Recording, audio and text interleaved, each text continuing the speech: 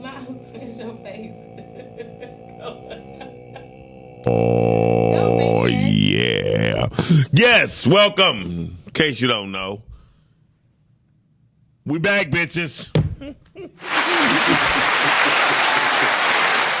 didn't mean to say bitches. I didn't mean to say. I can't hear myself. I didn't mean to say bitches. Hey, y'all, listen. So right now, we this is Girth. You watching Girth on Podcastic. It'll be popping up soon. So it just take them a little minute to kick in. Oh, I got you. So listen, today is a very special day. It's the return of Girth. We right now inside of our one of our new studios. This is the WGOD studio, but we are broadcasting right now because we miss each other. no, but Pause. Pause. But so I would just like to say things is going to change around here. Podcasting is doing this. Would you say it sound like I sound like Sophia? Yeah. Okay. Well, anyway, welcome to Girth, y'all. It's in the 9 o'clock hour. It's me, myself, MD Miles Dixon. To the left of me, we got the one and only Mr. The Sniper Man Snipes, Dawn Snipes, y'all. Hello, everyone. How are you? He said, hello, everyone. How are you? And You're from England. And on the ones and twos who give us the twisted line of men doing this all the damn time. The one and only, the one they call Miss Fifi, the plug. Give her a round of applause. And coming via video link, none other than the one who bring us to you on the ones and twos on the Rise of Grind Morning Show. DJ L Bug, y'all. Yeah. Give me a round of applause. What up, though, Bug? What up, She said you went to DeBry. He went to the Shout out to I can't wait till we get the Bug? screen. I can't wait till we get the screens up here, so we can actually see each other. But yes, hey, Book. I'm glad you was able to join us today because the topic is going to get deep because today we are talking about none other than having growing pains. Okay. Number one, staying focused and strong when facing the harsh realities of life. We should have had that New Edition song. Yeah, growing up can be a pain. I sound like I'm sick, don't I? Retired Temptation. Right. I sound like a temptation. But I like to ask you, what is something that you had to face and stay stern with, and it became a very hurtful yet healthy part of reality for you? Ooh. Yeah, you like how I laced Right that. out the gate with that shit. You like how I laced that motherfucking thing. Yeah, that's like real deep. Yeah. Well, give us the half deep part. Sheesh. All right. Okay. Give us the half deep part. Give us the partial. Touch that man's heart. I wasn't expecting you to hit me with the question like that. Right. Let's see. Yeah, the Rise and Grind Morning Show on Girth kind of different. This some men talk right here. This just man to man type shit. And Fifi here just give it a twist of lime. That's all. She just here to look pretty and bring us to you. That's all. Okay, repeat the question. Oh, goddamn it. I can't remember it He now. needs you to be open and vulnerable right now, Brooke, okay? Vulnerable as a man. There's strength and vulnerability. Yeah. Okay? I know that, brother. Okay. I know that. So when I asked you, goddamn it, you know I only get epic every now and then, and then you want to talk about what I say. I don't remember, Book. But anyway, what have been some of the things that you had to stay strong and focused on that was it was hurtful but yet healthy to bring harsh reality to your life? One of the things was staying an entrepreneur. Oh wow, okay. Because it went against all the things that traditionally my family was about. You need to get a 9-to-5. Get a retirement plan, 401k. You need to get a house with a fence. Right. This stuff. I kind of always eyeball the family when I went against the grain. Mm-hmm. And so I always had to fight, just trying to stay what I really felt inside, instead of being swayed by what I was being told or what I was being taught. You know what I'm saying? We always had pressure from outside sources like parents, relatives, like feel like they know better. And it was a process to stick to my guns, and ultimately I did, and turned out pretty okay. I basically had to stand firm in that in order to create belief in other people. Okay. Yeah, well, I definitely feel that, and I can see how that's going against the grain of a family tradition. I can see how that can be kind of harsh. At the same time, can hurt the feelings of the people who laid pathways, and you go in your own direction. I can definitely see that. It was hurt too. It was hurt. It was hurting you too. No, because I didn't want to disappoint my parents. Okay. You know what I'm saying? So it was rough for a while. Well, at least you have the respect of honoring your parents with that, because a lot of people, I'm not gonna lie, and you're a very blessed person. Anybody who still had their parents is definitely blessed. I didn't have that privilege, so I had to always fight for everything that I had. I'm like the African, like Sophia. All my life I had to fight. But the truth of the matter is, I had to really, the reality of it is, my mother's not here. It wasn't there no more. And my strength had to come from within. The strength had to come from within, on me being that person that's inside of the jungle, alone with just one spear, and I'm hungry, so whatever came my way, I had to kill. Yeah, I had to kill.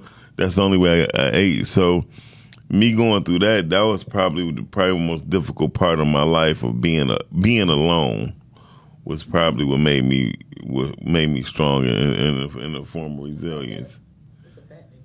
Yeah. I mean, hey, Boog, if you was here, you need to hear Nicole and Fifi conversations. Don, the same question go to you. Wow. He don't even remember the damn. Yeah, he do. He was listening. I was sitting back thinking about maybe a very difficult time in my life, and two definitely came to mind, where I kind of had to it taught me a lot. One is when I had my first child. Mm-hmm.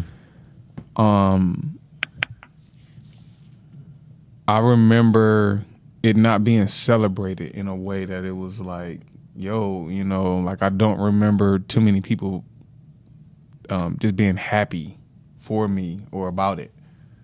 A lot of the dudes that I grew up with, it was like, having a kid, it's about to ruin your life. Even some adults felt the same way, Wow. And if they didn't necessarily say it, sometimes, they would still convey it through just little shit. You know what I'm saying? And when I really think back on it, I didn't have to get together, the homies come through, let's smoke a cigar, I didn't have anybody that I'm just like, oh man, I'm really close to you, you're gonna be my kid's godfather and all that. It was really like a mess. Wow. If you will. Yeah. So you didn't have none of your friends like, man, can I be the goddaddy? Nah, it was not support really from too many of anyone. You know what I'm saying? And that initially it made me a little bitter, but again, as I got older, I've learned in the last several years, that things happen, for us and not to us. And, for a long time, I felt as though, I would be mad about that kind of stuff, or I'll just say I held on to those feelings that didn't necessarily serve me. But I realized at the end of the day that was a beautiful thing, because when I think back on it, when I had my first child, man, it was more of a benediction than I even knew at the time. Right. If it wasn't for her, I probably would have still been messing around in the streets. If it wasn't for her, I probably wouldn't have went and looked for a trade to get into. Right. There was just some things that I was just like, I don't want her to even have to deal with, me potentially getting killed or going to jail, or, me not being able to, just put a smile on her face and provide for her. So it was That's really dope. it was painful, but, it was one of those moments where it was just like, I'm ready to kind of like step up to this challenge, and I've enjoyed every step of it. Most Since. a child would definitely bring. Oh my God! A child has the potential to bring the best out of you. Yeah. Mm-hmm. Especially if you love to love, or you love to love something that you know is yours, and take care of it. You know what I mean? And you don't even have to necessarily have a good relationship with the mother to love the child. And I think a lot of times women do get that shit misconstrued. The women be like, he need to love me too. No, we don't. Right. No. We need to love our children, as much as possible. And the fact that when a man loves a child, I swear to God, you can see it. The way that child interacts with the father, the way a father and a child interacts with each other, whether it's a boy or a girl, it'd be amazing when you actually see it. You feel me? Oh, all day.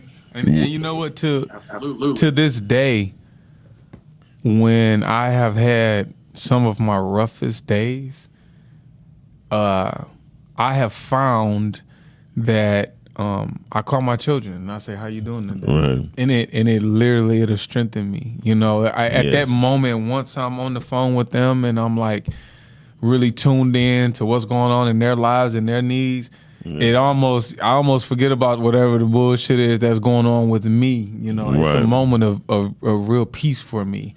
And then I'll say, okay, and maybe after I hang up with them, I'm in a much, much better mood, just from dealing with, whatever is going on in my life. But once I speak to them, I don't know, it has literally had a empowering effect on me, and I'm just like, okay, I gotta keep going, I gotta keep pushing. That's what's up.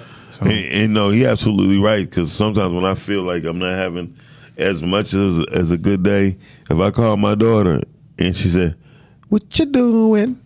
I be like, "I'm good now, baby. I'm good."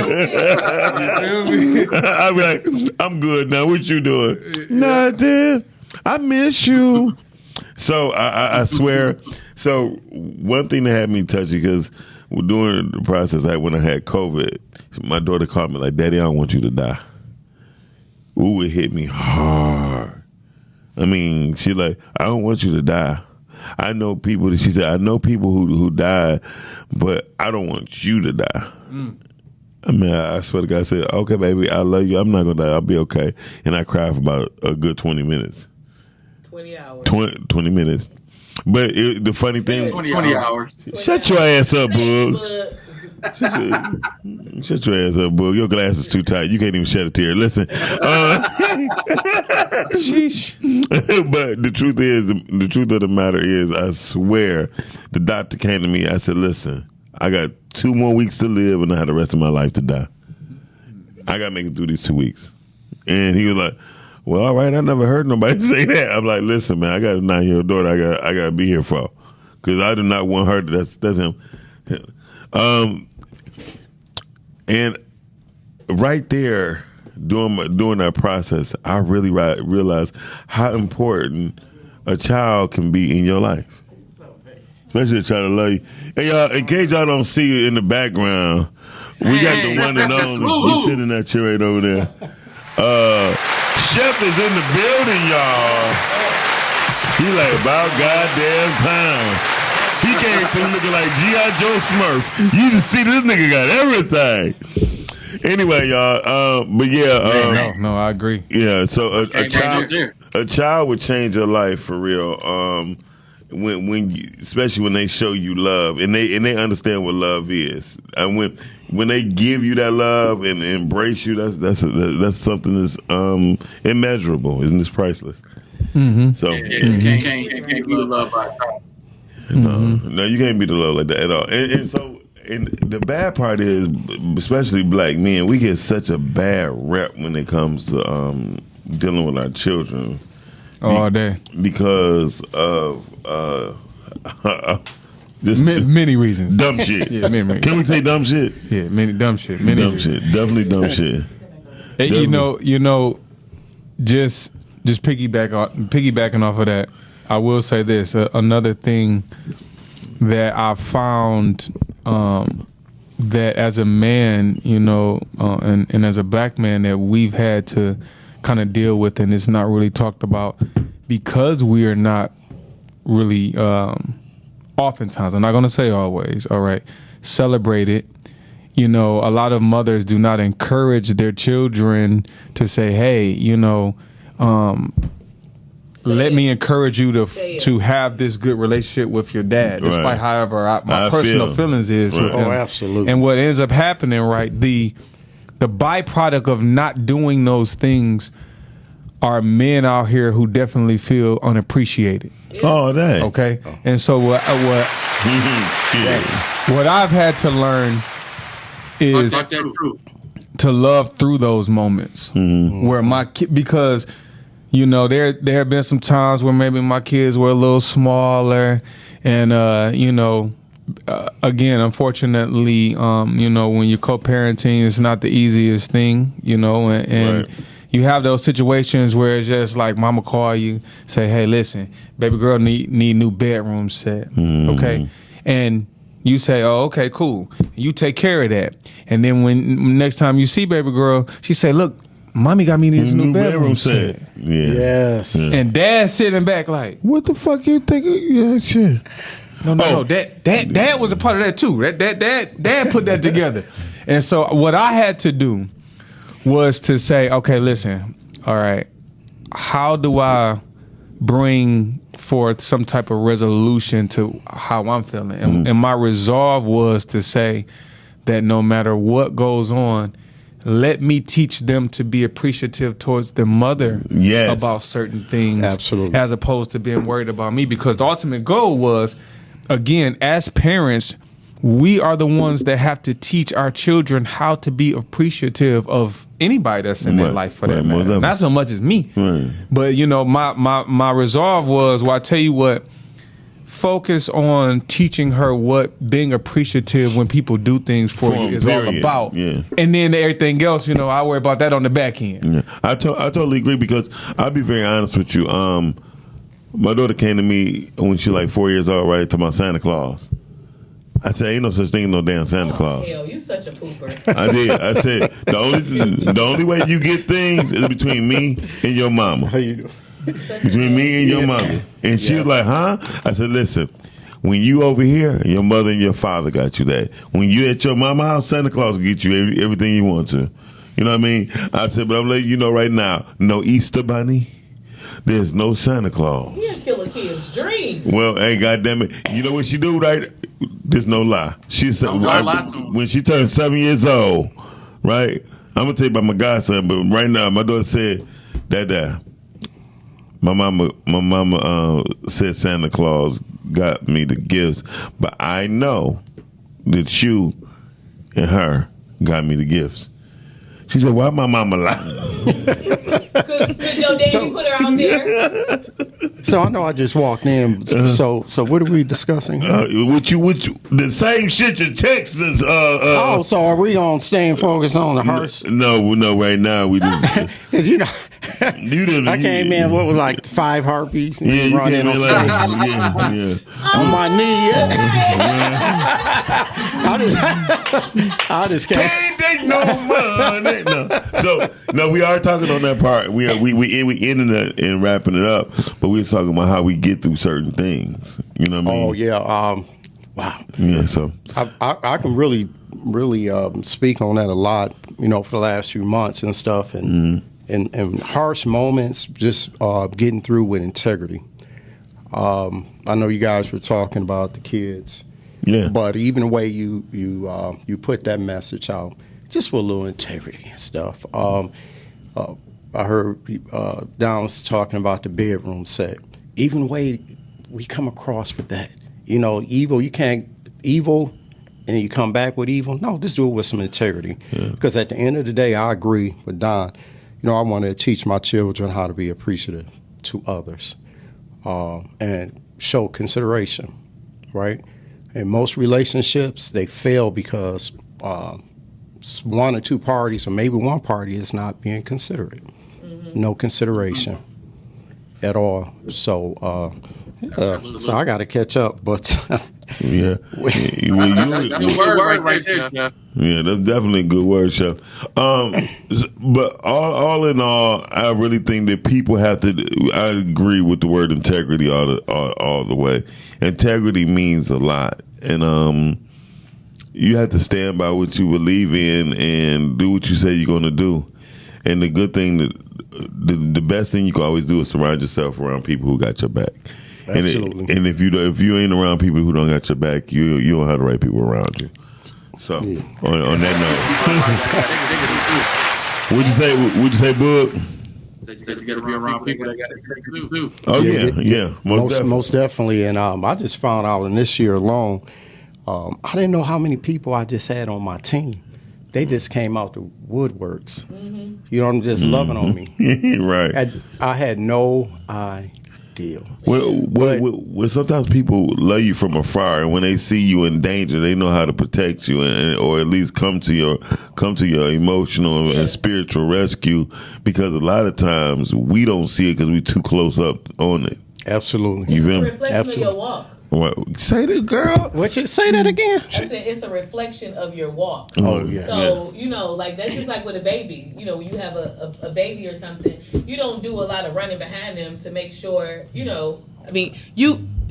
oversee to make sure that their legs doing what they're supposed to do. Right. But when they stop, then that's when you come in. Yeah. Like it's no need for you to come in and be there when they are actually walking. You don't need to be their crutch. Yeah, it's the stumble time that you need, that counts. Like, I don't really give a damn about nobody never saying nothing to me until I'm stumbling. Like, you know what I mean? Like, let me be on autopilot and move through and do what I'm doing. If I need you, I will call you. But it is a great blessing when you can have someone there to pick you up at your stumble time.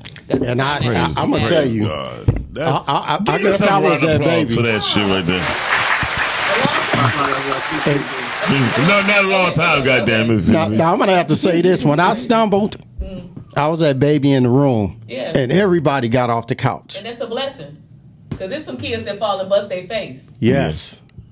Yeah. No. That's a good way to put it. And they called me. Yes. Yeah, so it's a blessing. yes, I love everybody for that. I just have to put that out there. Okay, so Boog, we don't go into part two, Boog, of the question or the statement, or the whole topic. Chef had put out there, taking your L's like a big boy or a big girl, realizing that your L's are there for wisdom and growth. However, do not allow your L's to hold you back from your purpose in life. Yes, that's why. So those L's can do that. So, Boog, what do you think? What do you think for that statement? It's profound. I don't look at them as lessons anymore. Right. I look at them as lessons. Praise God. Yep. That's definitely look at them as lessons. Absolutely. Every situation is a learning lesson. You take from it what you can and apply it to the next part of the process. There you go. Because we do go through processes. Us as men and women, we go through different processes that develop our mental, spiritual, emotional build up. You know what I mean? Our build of it. So we have to really think about whatever we go through is for a reason too. I agree. But when you said lessons, a really dear friend of mine, when I said L's, they thought I was talking about losses. They said lessons. I said absolutely, and that's where the growth comes from. It's this year, 2021, there's no more losses. It's lessons. Most definitely. So I don't have no losses in my life. And for where you think it's a message, it's a message. Absolutely. Like what Dr. Sabrina say. We gotta get a way of thinking. Okay. For real. Yeah. I mean, that's the a lot of things. Changing your thinking. Yeah. Because if you don't, you'll eat yourself up alive. Yep. So getting back to that, most everything that happens around you, I just want everybody to understand, each and every person has a purpose. Even when you stumble and you fall, it's maybe for you to focus more on the scrapes on your knees or your elbows, so you can take your eyes off your purpose. So, like we just got finished saying a couple minutes ago, it's lessons, right? Stay focused on purpose. That's why distractions are there, right there. Don, what you think? 'Cause I see you in deep thought. You over there looking like Malcolm X.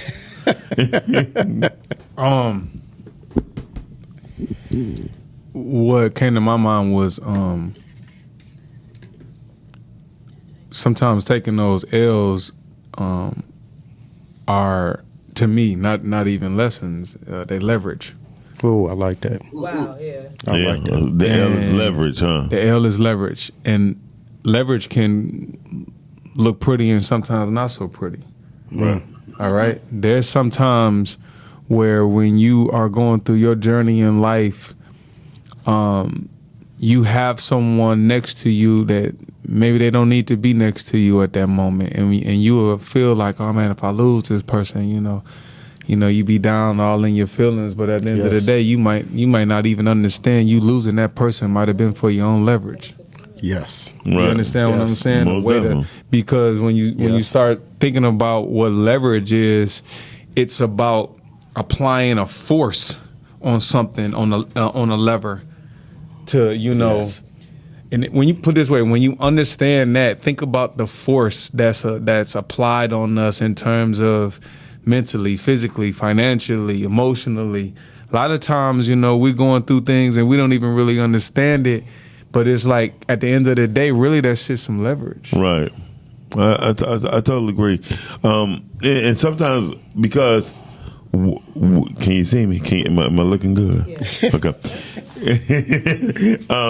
So when you have leverage like that, Don, I think most people don't look at a leverage. They look at it like, man, maybe it wasn't meant for me to be. You know what I mean? Yeah. Like I tell anybody, if your ass get pushed in the swimming pool, okay, you have two choices.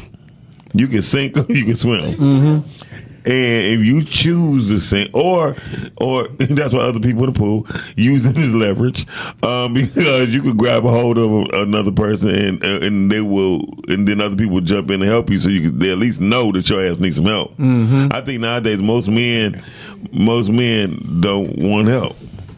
So yeah, well, you know what? When we were talking about this, I was thinking about a road, or I had a vision in my mind of a road, and it's like some roads that go up, they're smooth, and some not. Some, they're broken up. It's rocky. It's rocks. And one might think to themselves, damn, I just stepped on this rock right here and it was sharp, and maybe it pierced the bottom of my foot a little bit, or maybe it kind of slipped away. I lost my footing. But guess what? Mm-hmm. You still stepped on that rock to move up. Use it as some leverage, and it might not have felt pretty, but if you keep on moving, you're gonna get to the top. Right. And you know what I was thinking about when you were saying that? I'm picturing to elevate. Often, like if you have a flat tire or just maybe something weird, someone stuck underneath a car. Right. When you elevate it, you take the pressure off. Right. You take the pressure off of something. Right. So as you were talking, I was visualizing it, right, to elevate. So you're right. It's not always a bad thing. It's not a bad thing. Things will get removed, so that you can elevate. Yeah, absolutely. I think, again, not going too deep into it. Words cast spells. Words have power, and I feel like sometimes certain words, definitely gonna bring a certain frequency to to you, to your body, to your system, and I feel like words like food. Shut your fat salad for me, pasta for me. But yeah, you know what I'm saying, all of that. Right. But I say like, because I always say this, you know, I don't like the word compromise in relationships. I hate that word. I always tell people I like the other C word, and that's cooperate. Oh, I feel like, you know what I'm saying. You better like, say that.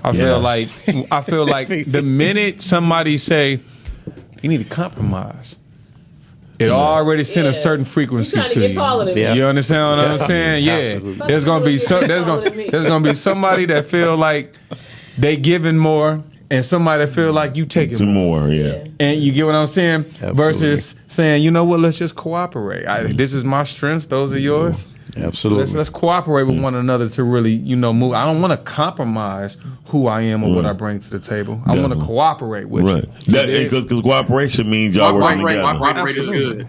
That's right. And I think a lot of people in any type of relationship, you talk about co-parenting, it's teamwork, you know, and a lot of people don't know about that, and that's all it is. That's cooperating. Yeah, because we're trying to get somewhere mutually, you know, be it raise a child, you know, whatever it may be, but that teamwork. And a lot of people don't know how to do teamwork. No, they like team me. Ooh. Don't they? Okay, let me. I got another word. So which one is that Hey, Boog said you got another C word. What's up, the C word? Compliment. Oh, Oh, damn. yes, I one? like Ain't that that. something? Woo! Compliment. Okay. Yeah. What did y'all learn in y'all manners today? I can go with that. I can deal with that because the compliment. I think it's a byproduct of cooperation. Cooperation. Yeah, Yes. exactly. Absolutely. Exactly. I go for that. I definitely go for that, and most importantly, people who compliment each other have a better response time too, because once you compliment, it got to be another thing to come right behind that. You feel me? So the response time is different, and that's another thing in relationships people don't really look at is the response time. If I say, baby, you look beautiful today. You know what I mean? And she don't respond. Not in a timely manner, like bitch, you need to say something. But but in the response time, like the response time, thank you, babe. I was feeling, thank you. I really needed that today. You know what I mean? And then that way, the conversation can start to what you call that? Congeal. It can congeal itself, and then more things can be talked about. He don't know that word. I think congeal. God damn it! It sounds good. I was convinced. I'm trying to look it up on my phone. Jail Siri, what is congeal? I'm about to use that at work tomorrow. Congeal is what that shit is. What's that stuff that they make? Hog-head cheese. That's a hog-head But cheese. you gotta have crackers with a congeal. Hog-head cheese congeal itself. But I think people need the response time on compliment would definitely go with the cooperation and the fact that conversation will come about even without being it don't have to necessarily be the bullshit, but it can just be real shit. So. Well, you know, I think a lot of when I said compliment, I didn't mean it in a way like you got to say something nice about the other person. No, I know. I get you. I know, but I'm just saying the response time on complimenting each other. I don't give a damn to compliment each other as far as boosting them, helping them out, or being the small gap that was missing, so the other person can get it. Whatever it is, the response time of it has to be kind of quick, or at least acknowledge that person did compliment me. You know what I mean? That my significant other complimented me on that time. No. Like, wait, no. I get what he's saying. I know what he's saying. You doubling down on what you said. Oh. But Boog, bring your point for those that might just you doubling down. I'll Go for it. Yeah. Don just called me stupid on the I didn't. I just said You cut this nigga off and double down. Like, I was gonna help elevate you. Nigga, right? Like, I was gonna elevate you. I was gonna help you out. Give you a little leverage, yeah. You know. I was about to come in. I seen it. He was talking more like, almost mathematics to complement your angles. Right. You get what I'm saying? That kind of coincide with one another. But go ahead, bro. Give us what you was gonna say. Y'all mystical motherfuckers. Y'all so damn retarded. Oh God, go ahead, Bug. Because I want to hear this. That's why I was saying it goes with cooperation. Yeah. You know what I'm saying? So like the first element of that is another C word, which is just communication. Communicate so that you guys can cooperate, and everything you do is complimentary. It's working for you, and it's working for the other person. You know a lot of C words, motherfucker. Y'all went to therapy. And you know what? I agree with all of this. I But, agree.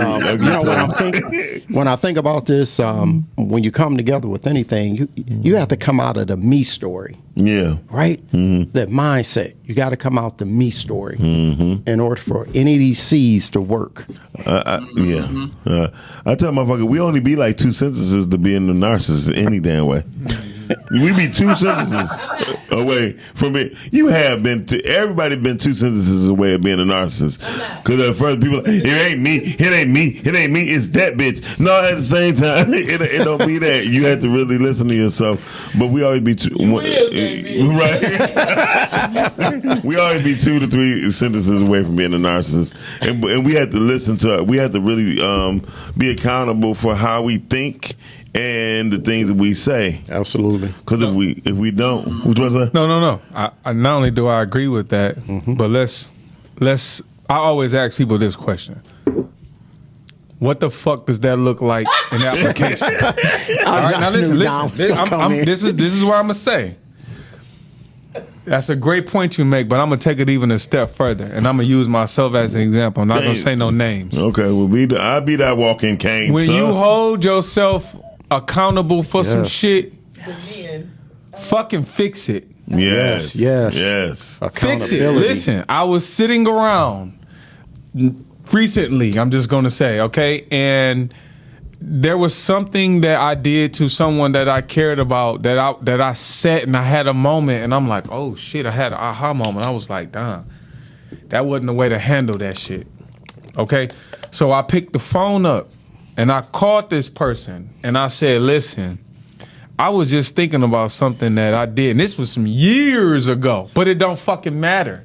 What matters is the fact that at that moment, I had to man up and be like, okay, again, yeah, I'm having this moment with myself being accountable. Right. But again, in application, to fully express my accountability is to call that person up and say, hey, listen, I just want to kind of acknowledge that, I did A, B, and C. I fucked up. Yeah, you get what I'm saying? Because again, this person had already forgiven me for the shit, had already resolved, like, hey, you know what, Don? Me and you just don't see eye to eye on this, and I'm gonna let it go. But fuck that. When it came to my mind, and I had a moment of accountability, I had to call and correct that shit. Right. Because I didn't like how I felt about it. I'm like, man, you know what? Let me call and fix this. Right. So I say that to say that when we having these conversations and when we have those kind of phrases thrown out, like, hey, look, I need to hold myself accountable. What the fuck does that look like? Right. And holding yourself accountable don't mean going in a room to yourself and saying, damn, you know what?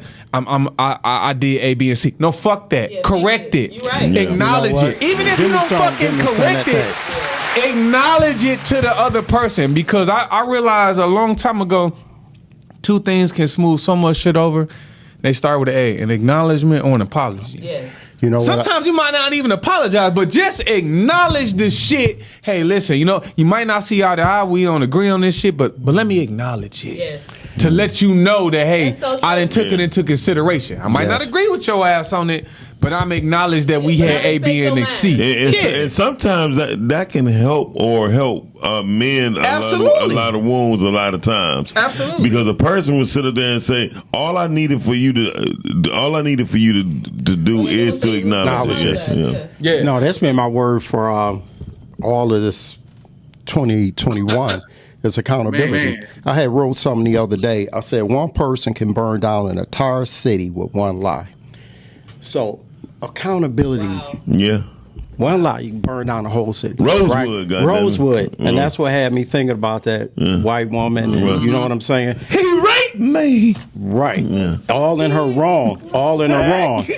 Right. So, Don, I agree with you. And I've been saying a lot in my spirit, just accountability. And what does that look like? Humble heart. Chef, you been over there working out, nigga? You like you been lifting goddamn. I have, man. I've been taking care of me. I'm sitting there looking like, did that nigga squirrels on his arm? Yeah, I have. Okay, goddamn. I'm in a season and accountability. Hey, Boog, this nigga look like he been lifting car engines like by himself. You know, really, I'm getting ready for my new Instagram page, 50 Up. Okay, 50 So up. we'll talk about that later, like life after 50, right? What's up, though? Hey, look, you do 50 I'm gonna do a up. full photo shoot. You can do 50 up, and I'm gonna do hoes up. I can't stand here. This nigga, But accountability is so big.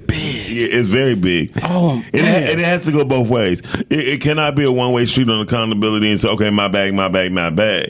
Your partner has to acknowledge the fact that they fuck up too.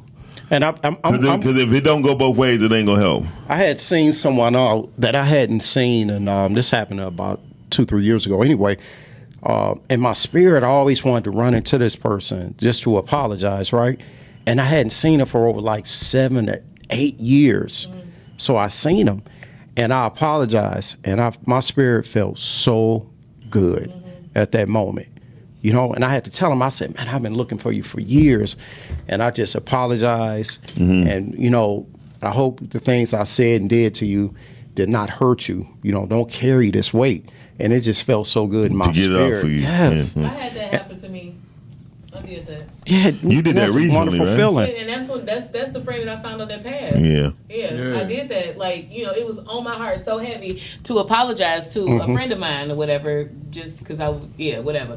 Anyway, and it was years that passed, and we were still like friends through the time, but I always had that guilt in the little closet inside of me. Like, you know, I just felt bad. Like I need to really like just apologize because to get it off. I just felt like I was wrong. And the crazy thing is, like, some months after that, like, because I did it, I saw him twice that year. Like, he didn't even live here, and the second time after I saw him, like, I publicly like apologized. Like, I just, because I publicly humiliated him, so I felt like I needed to fix it like that. 5 months later, he died. So, and I didn't find out until a year and a half later that he had passed. I thought that, I'm like, well, damn, I said I was sorry. Did I do something, whatever? Because we was cool, and come to find out he had passed. And that was why I didn't talk to him no more or whatever. But all I could think about was the fact that it was like, it was something that was just in my spirit that I just felt that I had to apologize. Like, and I just really wanted him to know that I was sorry. And I didn't think that, it was because he was about to expire, but, I just felt like it was something I needed to get off of me or whatever, and maybe free him, because I didn't want him, like you said, to be thinking that. And yes, absolutely. And again, that feels so good. Oh, it feels so good. So if you're out there feels good, and you're older than two $20 bills, accountability. Yeah, call somebody, fix it. Right. Yeah. In case you went to Henry Ford and you don't know, he said over 40. If your ass over, because I know Henry Ford people didn't learn how to count for shit. I would like to add, if you over a dime, yes. If you over 10 cents, 10 years old, we have to start teaching these children Go apologize. Yes. You know how many children I see? It look like it pain the shit out of them sometimes to go apologize. I'm sorry. That shit is. And listen, This is crazy. listen. I don't blame them. I blame those The around parents, them. the I blame parents. them that's raising them up because at the end of the day, it should not be that hard for somebody to say, "Hey, you know what? Damn, you know I was wrong." Yeah. Absolutely. You understand what I'm saying? I read a lot of leadership blogs, and that was one of the things that I learned one day. It was just like people lose their influence as leaders when they can't admit when they're wrong, and that's one of the reasons why I just really adore Malcolm X. Yes. Because at the end of the day, right up into his passing, we have a lot of leaders now, when they do fuck shit, they point the finger. Oh, my staff didn't tell me this. I didn't know that. I didn't get that memo. Stop the fucking lying and take some accountability. Well, You understand what I'm saying? But it ain't just They don't do that now. Take the accountability of saying it's my fault. First of all, being a leader is difficult because if something fuck up, it's your fault. And then when everything is good, it's everybody's good. You feel me? I get you.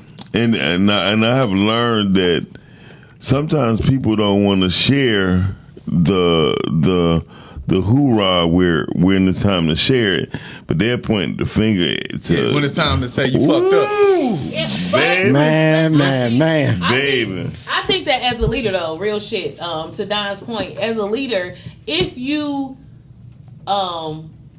pull the elephant out the room, like you know what I'm saying. If you put yourself out there and put that shit out there, then you don't give that much power to the other people to persecute you with what you've done. Right. And that's good or bad because they're gonna look at you either way. Right. If you have to first set that tone though as the leader, like True. this our shit, the good, the bad, and the ugly. You know what I'm saying? Hook or crook. And if you do that, then people will they will receive you different, and and then they will you will eventually start being connected with the good and not just the bad part. But you have to. Some will.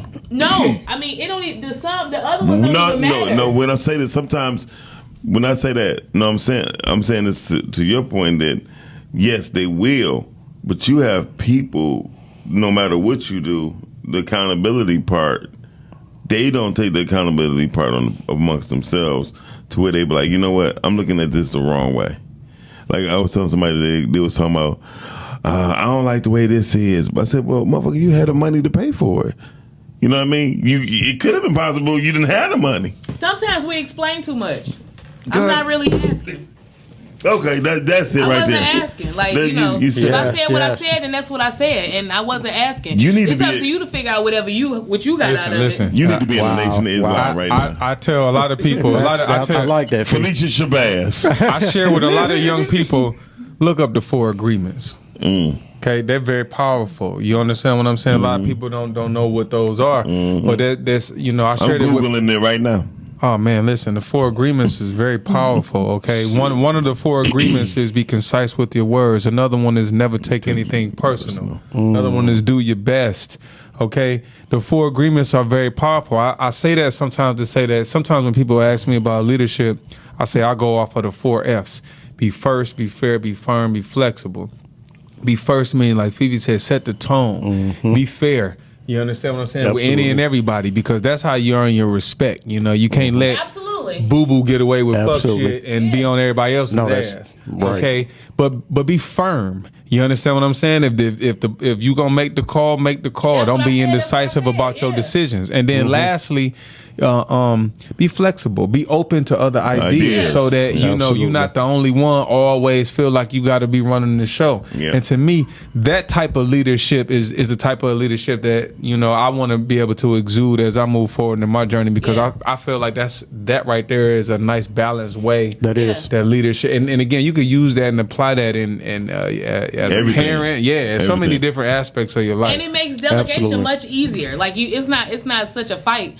When you ask somebody else, ask of people to do things that are under your leadership and stuff like that, and it's not, and you don't feel so guilty asking them because they are. You do display the sense of inclusion. Like you display the sense that the people are included in what they saying matters. So they want to be under your leadership. They want to listen to what you're saying, and they want you to give them direction. Yeah, you know what I'm saying? So it's like you have to do all of that first, and also on the flip side of that, I don't think we have to force them. And if you have somebody that's in your camp, circle, team, whatever you want to call it, around you that is going against the grain like that with you that much, you probably need to reconsider who you got present on your team. Right. You know what I'm saying? Because I think we force a lot of shit and try to keep people, you know what I'm saying, to be included with us out of, maybe it's because of routine, maybe it's because they've been around for so long, maybe it's because you're just used to this characteristic. But the fact of the matter is, if you have a revolving door with this type of character, you need to look at the type of character people that you're looking for. Very true. Yeah, I've been guilty of that, so I agree with you 100%. I've been focusing on lately. Yeah, just what you said. Yeah. So, I do want to acknowledge the people who've been checking this out. Shout out to Tawana Esters, Stan Cleveland, my baby Crystal Wilmer. Stan, he said, salute to the fellas, real talk. No, we appreciate everybody who's been listening to us, y'all. We'd like to welcome Chef back to the motherfucking table, y'all. Chef, you know what? Chef is at the table. I've been on a journey, and he been lifting car engines. Yes, I have. Even when I pulled up to the building, it was almost like after summer going back to school, I was nervous. I was excited driving in. I miss you guys. So yeah, I've been on a journey, and you know what? I love it. That's what's up. I love it. I love it. We appreciate you telling your sentiments. But what's in our goddamn food being right over there? What you got? We got some shrimp loaf. I got some salad. I got some grilled wings. Man, we about to do it. Look at about to do it. Shrimp loaf. Hey, Boog, I'm gonna make the motion too, just so that you can see once we do start eating this. Just to give you the feel. I mean, you know what I'm saying? I'm an actor, so I want to do some endowment. You see, I know Fifi. This is my baby. I love her. I don't care. Yeah. So Fifi is no longer eating meat, so I did some shrimp special for you. Okay. So I got you. Pescatarian. She eating meat, but she fish. She's the fish. Yeah, I'm pesky. You pesky. So there you getting your mackerel or your smoked mackerel, your walleye, and some salmon. Rainbow trout, my favorite. I love rainbow trout. I had some from where you get rainbow trout? You can get that downtown. You get it. Listen, the best rainbow trout you can have in the city, if you're out at a restaurant, gonna be at Vincente's. They have a rainbow trout dish with some artichoke, white wine, lemon, garlic. So they had put artichoke on the one I had today, and I didn't really care for the artichoke part. Yeah. Well, again, you can get on the Vincente's. What did it taste like to you? I don't know. It just, he pulling all. So, hey, boy, he pulling all kinds of pans and shit. Look good. You got to try that shit. Let's ride. Boy, baby, let's take a ride. See if you can get up Man, here. we got so much food because Miles told me how many people. I said 6 to 7 people. Q is 2 motherfuckers by itself. Q told me to put his piece of shrimp bread in the refrigerator. I did too. Q gonna have a fit, but anyway, if y'all don't come, Boog, don't worry about it. We will handle it. Hey, I appreciate everyone. I appreciate everyone who turned in the Girth today. Today is a good day. Tomorrow is the 1-year anniversary of podcasting, y'all. 365 days, June 2nd. Yeah, it's kind of dope. And my birthday coming up. What's your birthday? The 13th. And the 13th this month. Ooh, and my new shirt coming out called Fuck Fifi. There's a new t-shirt. I got a whole t-shirt that says Fuck Fifi. It's nice. It's her smiling right on the light. I can't stand him. You're a jerk ass smile. Shout out to Richard Heath. Richard, you had a good show Sunday. I really appreciated that. You had y'all was talking it for real. I will be doing Richard Bass? No, Richard Heath. Oh, okay. He got a show called Ballin' with Dick. Oh, Balling with Rich. You play too much. It's called balling with Rich. Rich. I just said balling with Dick. Hey, you man, bro. Would you say, Bud? But say you can't say that shit no more. I ain't say meaty dick. I said dick. You know. Anyway, so I try not to even say that word too much. Right. Anyway, so thank y'all. We're gonna be here next week. Chef gonna be on time. Because